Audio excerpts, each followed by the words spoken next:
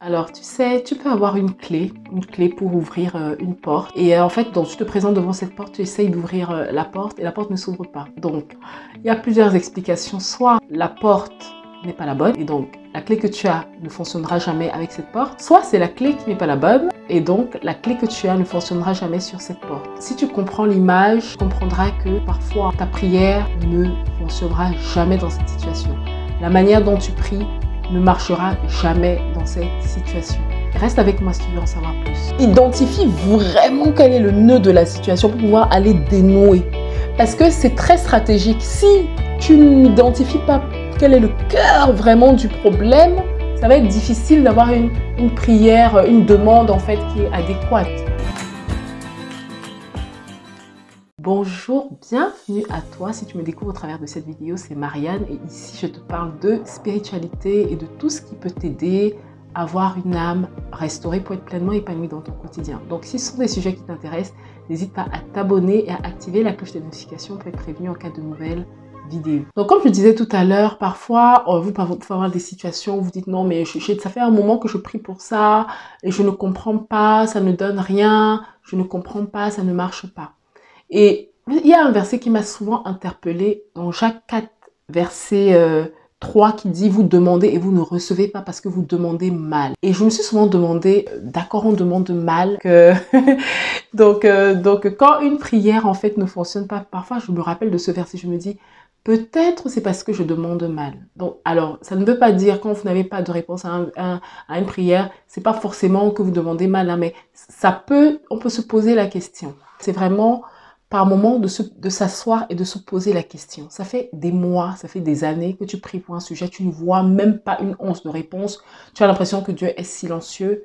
Moi, je pense qu'il faut se poser les bonnes questions. La première question que tu dois te demander, c'est est-ce que je demande mal? La parole dit au niveau, toujours dans ce verset-là, dans Jacques 4, verset 3, que vous demandez et vous ne recevez pas parce que vous demandez mal dans le but de satisfaire vos passions. Donc, est-ce que ma prière, le sujet de ma prière, c'est vraiment quelque chose qui est juste là pour satisfaire mes passions, ça nourrit une convoitise, parce que c'est des prières que Dieu n'agrée pas. Quel est ce sujet-là pour lequel je prie?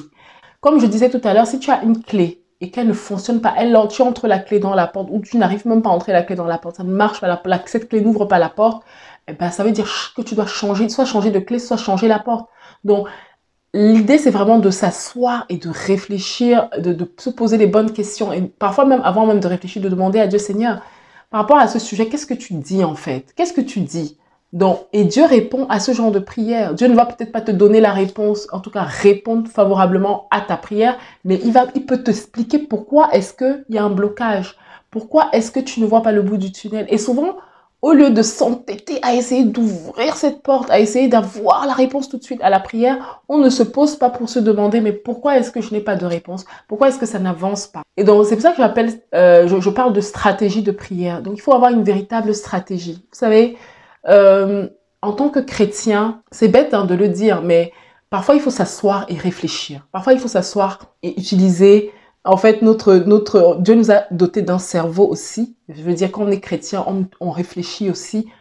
Certes, on parle, enfin, la foi, c'est au niveau du cœur et voilà, dans le spirituel et tout ça. Parfois, on met le cerveau de côté, mais justement, je pense que par moment, au lieu de faire les choses bêtement et par réflexe, il faut parfois s'asseoir et se poser les bonnes questions. Seigneur, là, ça fait un moment que je prie pour ce sujet, ça fait un moment que je prie pour me marier, ça fait un moment que je prie pour avoir telle ou telle chose, mais je ne vois pas le bout du tunnel. Je ne comprends pas en quoi ce sujet peut être mauvais, pourquoi est-ce que tu n'y accèdes pas. Donc, Seigneur, explique-moi, montre-moi, ouvre les yeux de mon cœur pour que je puisse voir pourquoi est-ce que le sujet n'est pas débloqué. Pourquoi la situation n'est pas débloquée. Parce que très souvent, vous pouvez avoir en fait une problématique que vous vivez, d'accord? Vous avez un blocage, par exemple, je parle beaucoup de mariage parce que je sais qu'il y a beaucoup de personnes qui attendent le mariage, d'accord? Autour de moi en tout cas, il y a beaucoup de personnes qui ont envie de se marier, mais ça fait des années qu'elles prient pour ça et elles ont l'impression qu'elles ne voient pas le bout du tunnel. Donc, posez-vous les bonnes questions. Parfois, le blocage n'est pas au niveau de Dieu. Parfois, le blocage est à ton niveau dans le sens où tu dois te lever pour prier d'une certaine manière. C'est-à-dire que la clé que tu utilises, la forme de prière que tu utilises pour ouvrir cette porte ne va jamais fonctionner. Il y a des prières d'autorité qu'il faut avoir. Et il y a des prières de supplication. Parfois des prières où tu vas juste rendre grâce à Dieu, des prières d'action de grâce. Voilà, il y a différents types de prières. Mais toi, si tu utilises le mauvais type de prière pour ton sujet, ça ne va jamais fonctionner. Donc, l'idée, c'est vraiment, à certains moments, quand tu as fait, donc ça fait un moment que tu pries pour ça, tu te rends compte que mais ça ne donne rien. Demande à Dieu, Seigneur, c'est une prière qu'on ne fait pas souvent, mais Seigneur, qu'est-ce qui bloque? Parle-moi, montre-moi ce qui bloque. J'ai l'impression qu'il y a un blocage, montre-moi ce qui bloque. Et comme le Seigneur est bon, tu auras le discernement pour savoir, il te montrera précisément ce qui bloque. Peut-être c'est au niveau de ta famille, par rapport au mariage, où il y a un gros lien spirituel à briser, où il y a des choses à aller briser, à aller voir spirituellement. Et tu vois, si par exemple, si tu es dans ce cas-là et que tu commences à dire, Seigneur, je t'en supplie, donne-moi un mari, ça ne va jamais fonctionner. Ça ne va jamais fonctionner. Parce qu'en plus, la parole nous dit que la prière du juste est d'une grande efficacité. Donc normalement, quand tu pries là, tu es en train de marcher avec le Seigneur. Le juste devant Dieu, ça veut dire celui qui est sincère dans sa marche avec Dieu, accepter l'œuvre de la croix. Donc ta prière doit être d'une grande efficacité. Donc, la Bible ne peut pas se mentir elle-même. Si la Bible dit que la prière du juste est d'une grande efficacité, mais que toi, tu pries depuis longtemps pour ce truc, mais que tu n'as pas de résultat, c'est que pose-toi les bonnes questions. Donc, moi, je dis toujours, il faut être stratégique. Donc, la première chose, c'est de se demander, Seigneur, pourquoi est-ce que il y a un blocage ou pas? Alors, soit, effectivement, tu as une réponse et le Seigneur te révèle vraiment où est le blocage parce qu'il va t'envoyer peut-être une personne qui va te parler par rapport à ce sujet. Tu vas tomber sur une prédication, le Saint-Esprit tu vas avoir une révélation là-dessus et ça va aller bien. Tu vas pouvoir revoir ta méthode de prière, en tout cas la forme de ta prière. Soit, effectivement, tu as l'impression que c'est toujours silencieux et que tu n'as toujours pas de réponse. Tu as l'impression que tu as toujours persévère dans cette demande parce que prie un Dieu qui est simple. Soit tu uses de foi et tu pries, tu auras la réponse. Soit tu pries de la mauvaise manière. Donc, soit tu pries de la mauvaise manière parce que tu n'as pas vraiment décelé c'est quoi le vrai sujet. Tu n'es pas en train de viser juste. Vous savez, les prières justes sont efficaces. Les prières où que tu cibles, tu as identifié quel est le problème. Quand tu as identifié quel est le problème, c'est pour ça que moi je dis toujours, quand tu as une situation, identifie vraiment quel est le nœud de la situation pour pouvoir aller dénouer. Parce que c'est très stratégique. Si tu n'identifies pas quel est le cœur vraiment du problème, ça va être difficile d'avoir une prière, une demande en fait qui est adéquate. Je pense que tu comprends ce que je veux dire.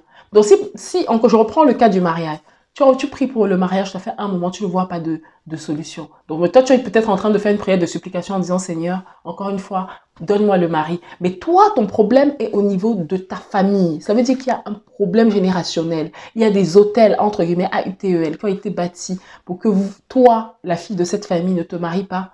Ta prière de supplication ne donnera pas d'effet. Tu as besoin donc d'une révélation de Dieu, tu as besoin d'aller rechercher c'est quoi le nœud du problème. Et ça, tu dois lui demander, tu dois plutôt changer ta manière de prier pour avoir cette révélation. J'espère que je suis claire là-dessus. Et le deuxième point, c'est que dans la forme, ça c'est le fond, mais dans la forme, je pense que c'est puissant, en tout cas parce que je l'ai expérimenté aussi, c'est puissant d'écrire ces prières, d'avoir des prières précises. Quand tu t'adresses à Dieu, ne sois pas vague, sois précis. C'est pour ça que moi, j'ai pris l'habitude d'avoir un carnet de prières où j'écris mes prières précisément. Je mets la date, j'écris précisément les prières, les demandes, j'écris précisément. Et j'argumente, je donne vraiment les détails. Détaille au maximum tes prières. Plus ta demande est précise et claire, et plus tu auras des résultats clairs, en tout cas, et où tu auras une réponse claire de Dieu. Donc, sois précis dans tes prières. Écris, documente tes prières, écris-les. Et moi, j'aime bien, en fait, donc quand je mets la date, j'écris, je détaille, je dis n'importe quoi. Tu as besoin d'un nouveau travail parce que dans le travail actuel, tu sens que voilà, ça commence à être compliqué. Donc, tu veux changer. Seigneur, voici le nouveau poste que je veux. Tu décris, tu mets même la fiche de poste. Tu écris dans quelle boîte, quelle entreprise tu as envie d'aller. Tu écris le salaire. Sois précis, décris. Si tu as envie d'une maison, décris comment tu vois la maison. Visualise. Ça, c'est la foi aussi. C'est aussi la foi. Et dans le même sens, ne baisse pas. Vois toujours grand quand tu écris. On prie un grand Dieu. Honore-le aussi au travers de ta prière. Fais de grandes prières. Vois grand. Voilà, vois grand. Détaille et sois précis. Il répondra. Donc voilà, c'est ce que je voulais partager avec toi. Je te laisse vraiment y penser. Si ça fait un moment que tu es dans ces blocages-là, peut-être change ta manière de prier. Et aussi, revois la forme. Écris précisément ce que tu veux. Et je suis certaine que d'une manière ou d'une autre, tu auras une réponse par rapport à ce blocage. Donc, partage à quelqu'un qui pourrait en avoir besoin. Je te dis à très bientôt pour une prochaine vidéo. Sois béni.